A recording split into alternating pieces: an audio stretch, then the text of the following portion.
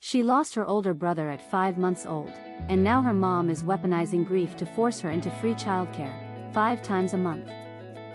Alright. This story is called, Am I the Asshole Because I Won't Babysit My Half-Siblings Like My Mom? Let me read this to you.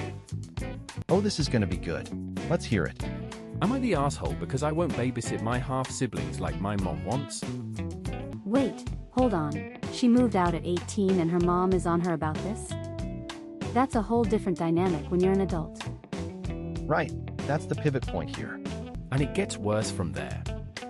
I no longer live with my mom and we've grown kinda distant in the last few years. There's several reasons for that. She's disappointed in my relationship with her husband and my half-siblings. She's disappointed I moved out when I turned 18. She's disappointed in me for not offering more help.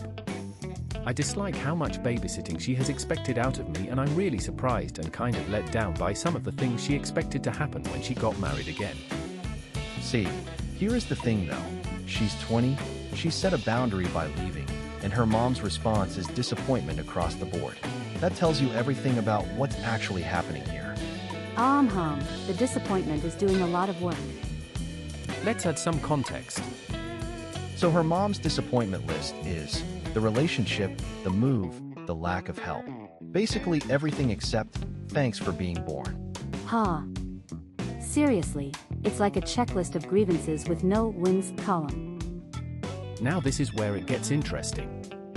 When your parent responds to your independence with disappointment, that tells you the independence was never actually welcome. For some context, I was 14 when she married Derek. My half-siblings are 5, 4, and 2. My dad died when I was 11 and my mom and dad lost my older brother when he was 5 months old. He was a preemie and spent his whole life in the NICU before he got sick with an infection that was too much for his body.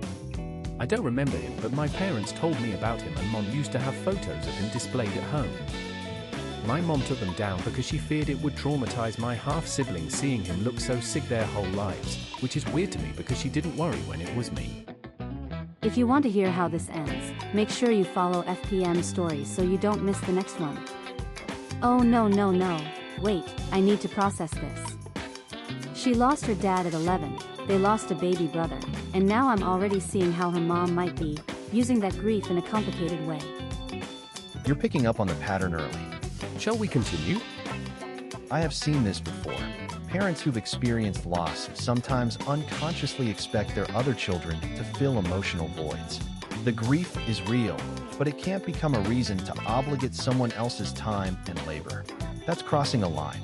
And especially when the kid is only 20 and just trying to build her own life. It gets worse. Grief is valid, but it doesn't automatically grant you access to other people's futures. The trauma in this family is real, but that doesn't mean the 20-year-old gets to absorb it as her responsibility. Exactly. Compassion for what they went through doesn't mean accepting unlimited guilt. Okay, listen to this next part. Ever since I turned 18, my mom has been on my ass harder than ever about babysitting my half-siblings. It was a problem even before then because I tried really hard to get out of babysitting when I was a minor still living at home, but it's even worse now because I'm an adult and she thinks I should be mature enough to offer and be willing to babysit when needed. Let me tell you something. The moment a parent starts leveraging your adulthood as a reason you should do free labor, you've already lost the conversation. That's not parenting anymore. And she's been asking since before the poster was even legal. It gets more intense. She's 20 and her mom is trying to turn her into an on-call daycare that also pays its own way to work. The audacity. I'm screaming, and the mom genuinely thinks saying no is selfish. That's wild. So check this out. See, this is what gets me. The mom framed this as family help when really she's asking for free, on-demand childcare starting 5 times a month. That's not asking your kid for a favor. That's a job description without the paycheck or respect. And the fact that she's mad when the answer is no shows it was never about asking. It was about expecting. The difference between a request and a demand is what happens when you say no. Bro.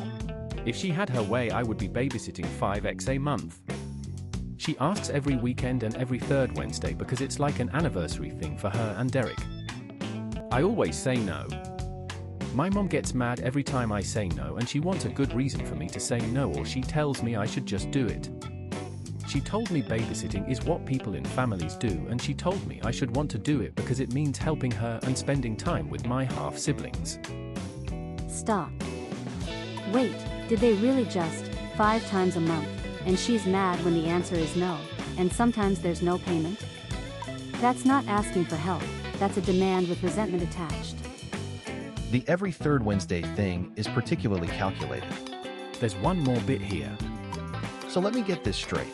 She says no, mom gets mad, sometimes there's payment, sometimes there isn't. So it's not even consistent exploitation, it's just chaotic. That's the part that kills me. Like, at least have a system if you're going to guilt someone.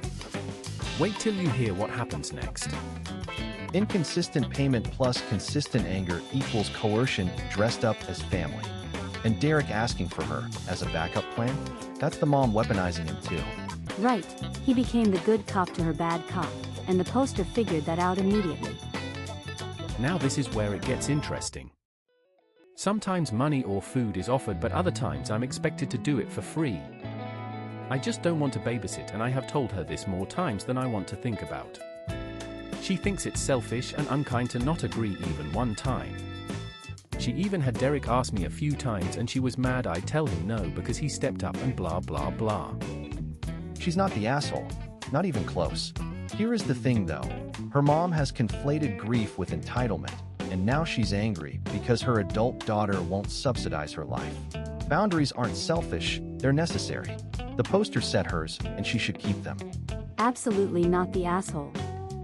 What her mom is doing is emotional manipulation wrapped in family obligation. The inconsistent payment, the anger when told no, the every third Wednesday anniversary, these are control tactics. Her mom needs therapy, not free childcare. Follow FPM Stories. We post every single day. Drop your verdict in the comments. Like, subscribe, and we'll see you in the next one. Peace.